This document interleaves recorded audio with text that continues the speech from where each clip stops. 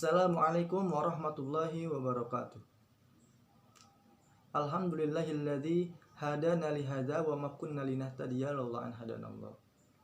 Asyhadu an la ilaha illallah wahdahu la syarikalah wa asyhadu anna Muhammadan abduhu wa rasuluh la nabiyya ba'da. Qala Allah Ta'ala fil Qur'anil Karim. A'udzu billahi minasyaitonir rajim. Bismillahirrahmanirrahim. Ya ayyuhalladzina amanu kutiba alaikumusyamu kama kutiba alal ladzina min qablikum la'allakum tattaqun. Shadaqallahul azim. Kama qala Rasulullah sallallahu alaihi wasallam, man shoma ramadhana imanan wa ihtisaban ghufira lahu ma taqaddama min dhanbi. Wa man qama lailatul qadri imanan wa ihtisaban ghufira lahu ma taqaddama min dhanbi. Puji dan syukur kehadirat Allah Subhanahu wa taala yang mana telah memberikan kita beribu-ribu nikmat, salah satunya nikmat sehat walafiat.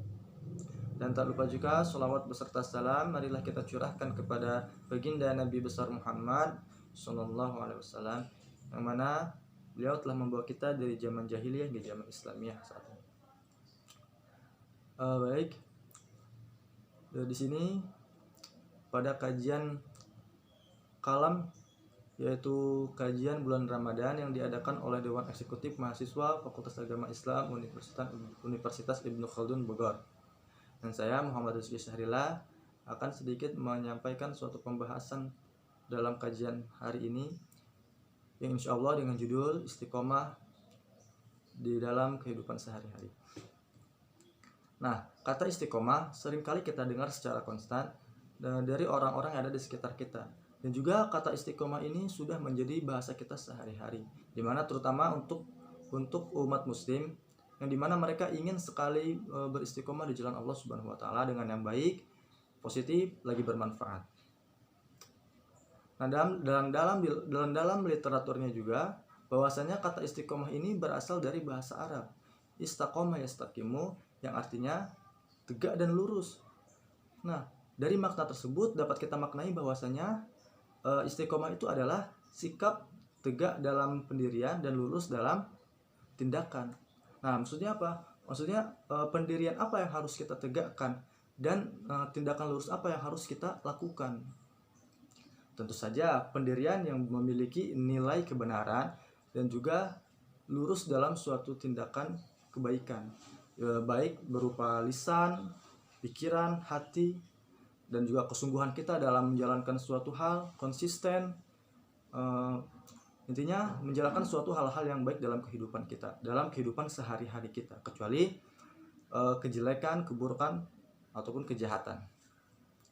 Nah, untuk lebih jelasnya lagi, Allah Subhanahu wa taala berfirman, A'udzu billahi minasyaitonir rajim. Bismillahirrahmanirrahim. Fastaqim kama umirta wa ma taba ma'aka wa la tatghaw innahu bima ta'maluna basir. Shadaqallahul azim. Artinya, maka tetapkanlah engkau wahai Muhammad di jalan yang benar, sebagaimana telah diperintahkan kepadamu dan juga kepada umat yang bertobat bersamamu. Dan janganlah engkau melampaui batas. Sesungguhnya Dia Maha melihat apa yang kamu kerjakan. Quran surat Al-Hud ayat 112.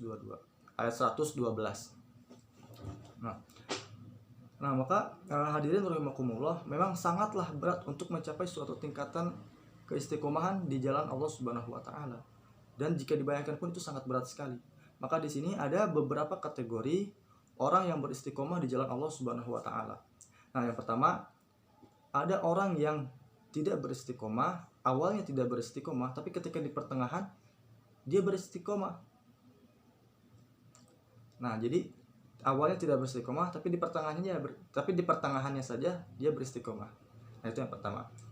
Dan yang kedua, ada orang yang tidak beristiqomah, tapi seiring berjalannya waktu, ketika di pertengahan dia beristiqomah, kemudian pada akhir hayatnya istiqomahnya itu hilang, tidak ada.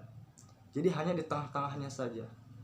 Awalnya tidak beristiqomah, di tengah-tengahnya dia beristiqomah, nah pada akhirnya dia tidak beristiqomah menjelang akhir hayatnya. Nah, itu yang kedua. Yang ketiga, ada orang yang sama sekali tidak beristiqomah di awal, tapi ketika menjelang akhir hayat hidupnya, ia dapat beristiqomah. awalnya tidak beristiqomah, tapi ketika akhir hayatnya menjemput ia dapat beristiqomah. Itu yang ketiga. Dan yang keempat, ada orang yang dari awal akil baliknya, dari awal ia merujuk kepada dewasa sampai akhir hayatnya ia masih tetap dapat beristiqomah. Nah, itu yang keempat. Nah, dari 4 kata karakteristik tingkatan keistiqomahan ini, 2 diantaranya lulus, yaitu nomor 3 dan nomor 4. Dan tingkatan paling tinggi itu terdapat pada nomor 4. Kenapa? Karena dari awal sampai akhir pun masih dapat beristiqomah. Dan itu sangat luar biasa sekali dan sangat berat sekali. Dan biasanya tingkatan ini dimiliki oleh para nabi dan para wali. Dan itu sangatlah sulit bagi kita untuk menjalankannya. Dan karena dimana memang kerap kali ada suatu cobaan dalam beristiqomah, godaan dan lain sebagainya. Dan itu sangatlah berat bagi kita. Dan mudah-mudahan kita semua selalu dapat dimudahkan oleh Allah Subhanahu wa taala dalam melakukan keistiqomahan dalam kehidupan sehari-hari kita. Dan sampai-sampai saking tingginya tingkatan keistiqomahan itu, sampai ada pepatah Arab yang mengatakan, yang seringkali diucapkan oleh para ulama kita dan guru-guru kita, yakni al istiqomati khairun min alfi karomatin subutul karomati bidawami. Nah, maksudnya apa? Artinya di sini istiqomah itu lebih baik dari 1000 karomah, dan tumbuhnya karomah itu dengan menjaga istiqomah. Nah, jadi puncak daripada suatu keistiqomahan ini, Pak, untuk ahlu thariq adalah menjaga mengingat Allah Subhanahu wa taala dalam zikirnya. Jadi mengingat Allah Subhanahu wa taala dalam zikirnya. Sampai-sampai Rasulullah Shallallahu alaihi wasallam memerintahkan kepada kita agar selalu mengikat iman kita dalam konsistensi amal soleh. Jadi kita tuh harus mengikat keimanan kita agar apa? Agar tingkat keimanan kita itu nampak, memiliki ruh dan jiwa. Jika sebaliknya, jika kita tidak mengikat keimanan kita, itu maka keimanan kita itu hanyalah seperti buih-buih yang bertebaran tanpa adanya ruh. Nah, jadi begitu. Jadi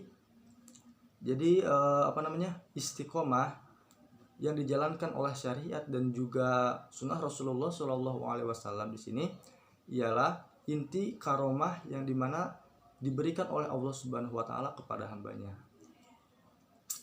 Ya, mungkin sekian dari saya. Kurang lebihnya mohon maaf. Dan mudah-mudahan kita semua selalu diistiqomahkan dalam menjalankan suatu hal kehidupan yang positif. Kecuali tidak ada yang negatifnya. Mungkin sekian penyampaian khutbah pendek saya pada hari ini. Mudah-mudahan siap yang mendengarkan mendapatkan bekal dalam menjaga suatu keistiqomahan dalam kehidupannya sehari-hari. Mohon kurang lebihnya mohon maaf. Wallahul muwaffiq ila aqwamit thoriq. Wassalamualaikum warahmatullahi wabarakatuh.